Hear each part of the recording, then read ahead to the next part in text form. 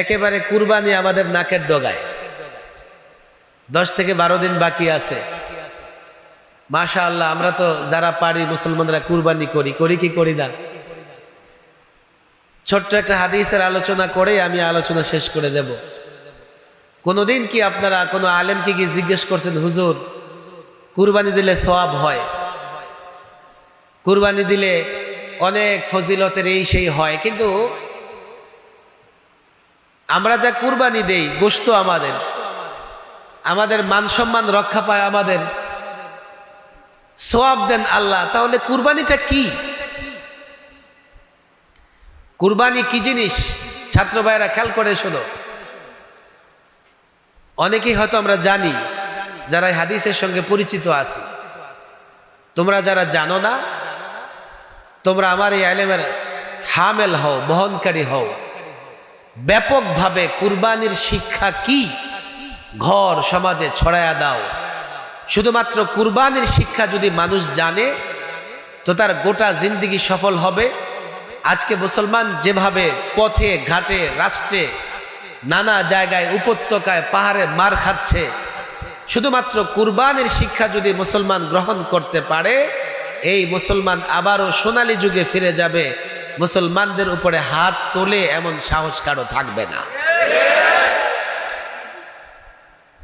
কোরবানি তো দেই, শিক্ষাটা ধারণ করতে পারি না। আমরা হয়তো কাউকে জিজ্ঞেস করি না, ছাত্ররা হয়তো ওস্তাদকে জিজ্ঞেস করে না, তবে সাহাবা ইকরাম ঠিকই রাসূলুল্লাহকে জিজ্ঞেস করেছেন, মাহাজিল আদাই ইয়া রাসূলুল্লাহ, ওগো আল্লাহর নবী কুরবানি কি? এই যে আমরা কুরবানি দেই, আল্লাহ সন্তুষ্ট হন, অথচ এর গোশত আমাদের, রক্ত আমাদের, এর চর্বি আমাদের, হাড্ডি আমাদের, সব আমাদের, চামড়াও আমাদের। রাসূলুল্লাহ সাল্লাল্লাহু আলাইহি ওয়াসাল্লাম সাহাবা ইকরামদের উত্তর দিলেন, সুন্নাতু আবিকুম ইব্রাহিম, কুরবানি হচ্ছে তোমাদের পিতা ইব্রাহিমের সুন্নাহ। সুবহানাল্লাহ বলেন। প্রশ্ন কি উত্তর কি চিন্তা করবেন। প্রশ্ন হচ্ছে কুরবানি কি? রাসূল তো কথা বললেন না। কুরবানি হচ্ছে গরু কুরবানি করা, বকরি কুরবানি করা, বেড়া দুম্বা মহিষ কুরবানি করা। রাসূল কথা বলেছেন? বলেছেন সুন্নাতু আবিকুম ইব্রাহিম, কুরবানি হচ্ছে তোমাদের পিতা ইব্রাহিমের সুন্নাহ। এখন আমরা একটু তালাশ করে দেখি ইব্রাহিমের সুন্নাহ কি। ইব্রাহিম আলাইহিস সালামকে আল্লাহ তাবারক ওয়া তাআলা নির্দেশ দিয়েছিলেন পশু কুরবানি করার জন্য না সন্তানকে কুরবানি করার জন্য? তাহলে মোটামুটি আমরা এটা বলতে পারি যে হযরত ইব্রাহিম আলাইহিস সালামের সুন্নাহ সন্তানকে কুরবানি দেওয়া। কিন্তু আমরা যদি ধারাবাহিক ঘটনা শুনি, উনি স্বপ্নে দেখেছেন ওট কুরবানি করার জন্য উনি আদিষ্ট হয়েছেন। সকালবেলায় উঠে ওট কুরবানি করেছেন, পরদিন আবার স্বপ্ন দেখেছেন, আবার ওট কুরবানি করেছেন, আবার স্বপ্নে একই স্বপ্ন, ওট কুরবানি করেছেন। উনি বুঝলেন যে না, তাহলে সন্তানকে কুরবানি করার যে স্বপ্ন আমি দেখছি এটা সত্যি, আমাকে নিজ সন্তানকে কুরবানি করতে হবে। আমি নিজ সন্তানকে কুরবানি করার জন্য আদিষ্ট হয়েছি।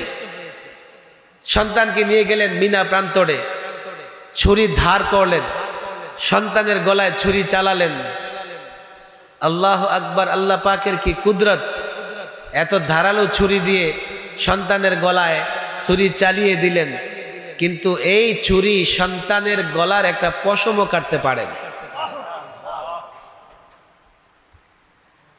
তো ঘটনা প্রবাহে আমরা দেখি উনি তো সন্তানও কুরবানি করতে পারলেন না।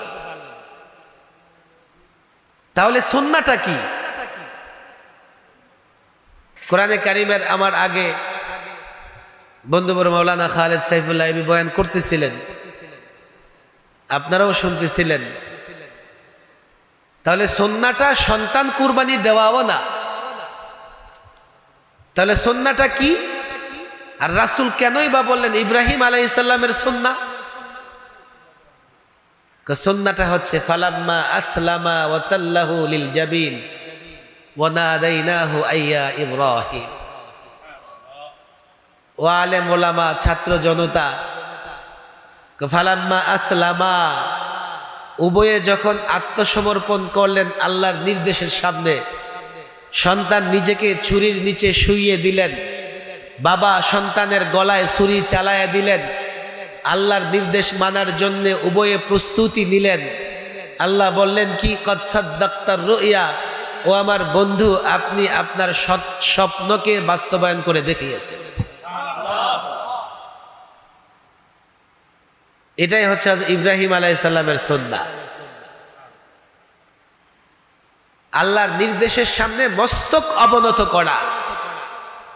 সেই নির্দেশ যদি এমন হয় যে নিজের গলা ছুরির নিচে রেখে দেওয়া, সেই নির্দেশ যদি এমন হয় সন্তানের গলা ছুরির নিচে রেখে দেওয়া, আল্লাহর নির্দেশ যদি এমন হয় নিজেকে রক্তাক্ত যুদ্ধের প্রান্তরে নিয়ে উপস্থিত করা, আল্লাহর নির্দেশ যদি এমন হয় নিজেকে জেলখানায় বন্দি রেখে নিঃশেষ করে ফেলা, আল্লাহর নির্দেশ যদি এমন হয় মুসলমানদের পক্ষে লড়াই করবার জন্যে মুসলমানদের রক্তের বন্যা বইয়ে দেওয়া, আল্লাহর নির্দেশ যদি এমন হয় মুসলমানদের অধিকার রক্ষা করবার জন্যে যুদ্ধের ময়দানে নিজকে অবতীর্ণ করা, নির্দেশ যাই হবে, নিজের বেলায় হোক সন্তানের বেলায় হোক, যার বেলায় হোক না কেন, আমরা যদি মস্তক অবনত করে দেই আল্লাহর সেই নির্দেশের সামনে, আল্লাহর কসম করে বলি মুসলমানদের গায়ে হাত তুলতে পারে এমন শক্তি পৃথিবীতে নাই।